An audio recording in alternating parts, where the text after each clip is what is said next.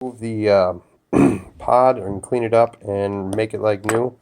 This one's got a lot of leaking at the base. I believe the cotton is to be used up. You'll notice I partially already removed the silver clasp just to kind of speed up the process. It is a process removing that, and it's kind of hard to do when doing the point of view angle, so forgive me if you don't watch me struggle as I try and remove that, but basically I just use this device here. I pry it in at this spot where the plastic is. I press and pull it off. Do it here. It's very similar to what you're seeing right now. It's just kind of sped up since it's already partially removed. So just get it in the gap and it should come right off. The more you do it, the better it gets, or the easier it gets. I do got a little bit of juice in here, so I'm going to go ahead and remove this off and then dump the juice out.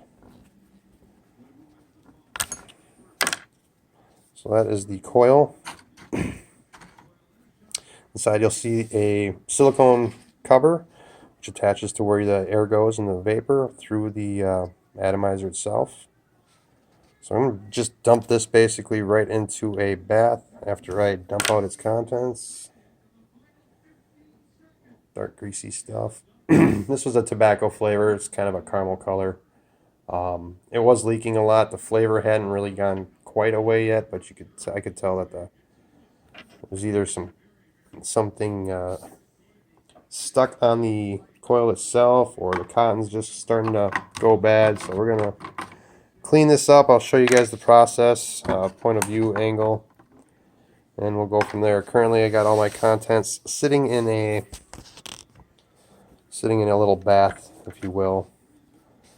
Go ahead and remove the silicone base piece. This is what's used to seal the pod out casing to the atomizer itself. And clean that up as well. I want to probably use this for a different flavor.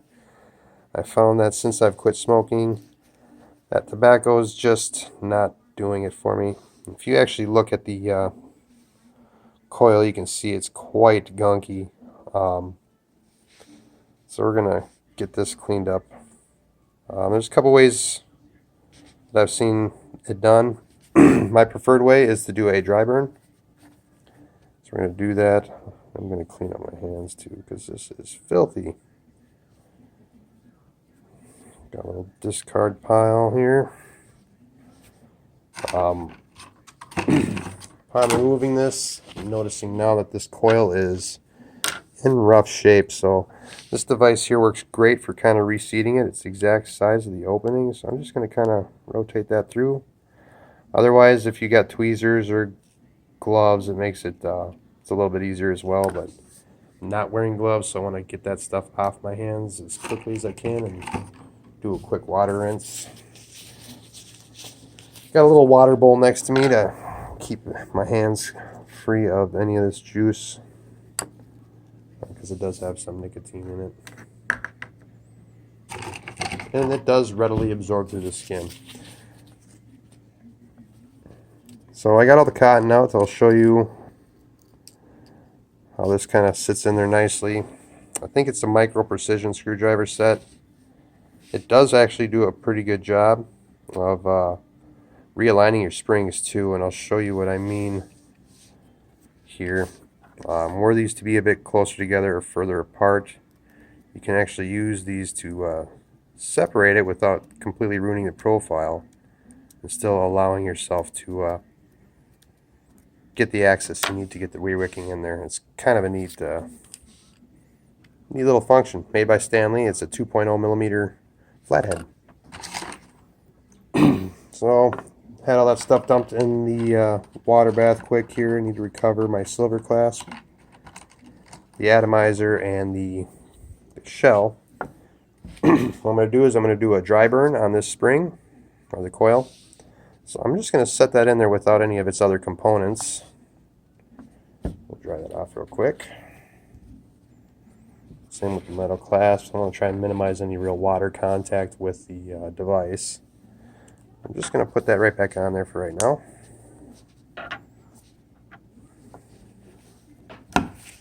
Get that in place. And all I'm going to do is, like I said, I'm going to do a dry burn. So I'm going to put this in its place, and I'm going to give it a light blow in the USB ports. Not very strong at all. You'll see what I mean. Hopefully you'll hear it, and kind of watch for the spacing here. You're going to see it's kind of going to turn yellow or orange, as well as a nasty tuft of smoke coming out. And what that's doing is that's drying or burning any of the contaminants and crud that's on your spring off of it. Similar to how an oven does a self-clean, you're just burning that stuff right off. And just usually a couple of puffs will do. At that point, we're going to go ahead and remove this cap as well. I might take it out of picture just because it is a chore to get that clasp off. So we'll see if I can do it on camera. If not, I'm just going to temporarily pull it off.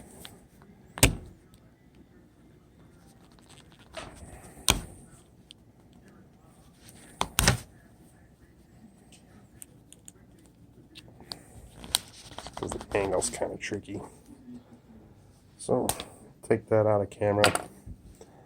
Like I say, just split it out a little bit and it'll make its way off. We're going to remove this again. You're going to notice that the coil is quite a bit more clean now. Hopefully you can see that. Looks like a brand new coil actually. So I'm going to just dry that up real quick. Give it a little blow to get any of the dust off. And that part's done. I'm going to set this back in the water just because of the burn off. Get any particles out of there. I'll do a quick dry on it. I'll dry that out. Whenever I do these, I feel like I'm under a time gun, but I figure everybody appreciates the brevity of it. So we'll dry this off real quick. Throw a Q-tip in there. Get any of the remaining water out if we can.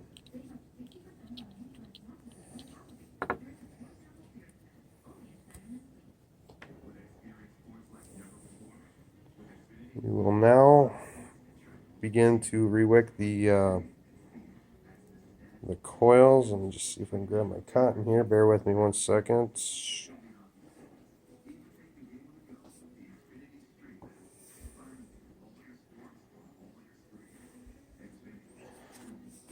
Got myself a piece of cotton. We're going to wick that through.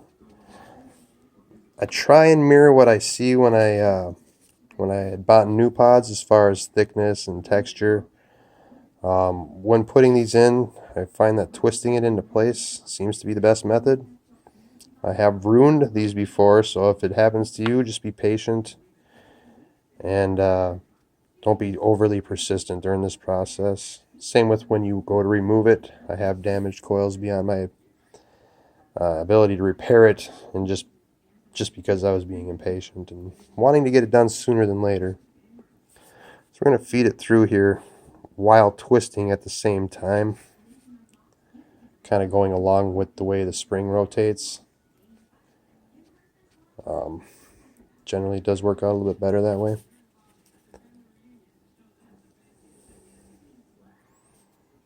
I'm just going to kind of twist that in place.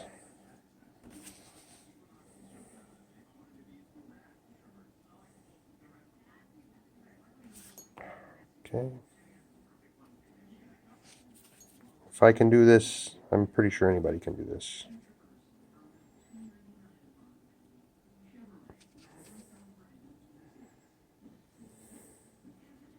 Once it gets to the other side, you can kind of really fine-tune exactly how you're putting it in there. Looks like I went a little light on the wicking material, the cotton. Generally, you don't want it to be too tough inside there, but this should actually burn quite nicely. I'll just have to monitor whether I draw on it too fast, because if you do it too fast, you'll be right back at this doing it again. It'll burn out quick. Alright, so we're going to get this silicone boot that I always forget to put on before doing the cotton. You can either do it before or after. It is just a bit harder to do it after the fact, like I find myself doing over and over again. There's two little nubs that you will see on the silicone boot, as well as two little nubs at the base of the atomizer. Got to make sure you get that on there. I'm going to set it over on one side first, and then just kind of pull it down farther and underneath the cotton, like so. At that point, we're going to put the boot over the top here as well. I'll dry that off real quick. Less water on the cotton, the better. It is slotted, so you can just fit it right over. Like I said, went a little light on the cotton. Well, apologize to myself on that. I'll be revisiting this one pretty soon, I'm sure. At that point, you just got to make sure you encapsulate all your cotton and then have it slide the metal piece inside the boot seal there, like so.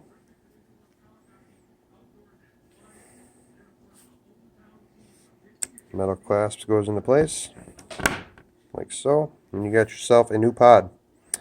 Sorry this took a little bit longer than normal, but hopefully it saved you a few bucks and helps you better understand the process for those that are seeking to redo their pods without having to pay for them, because those things can get pricey. Take care.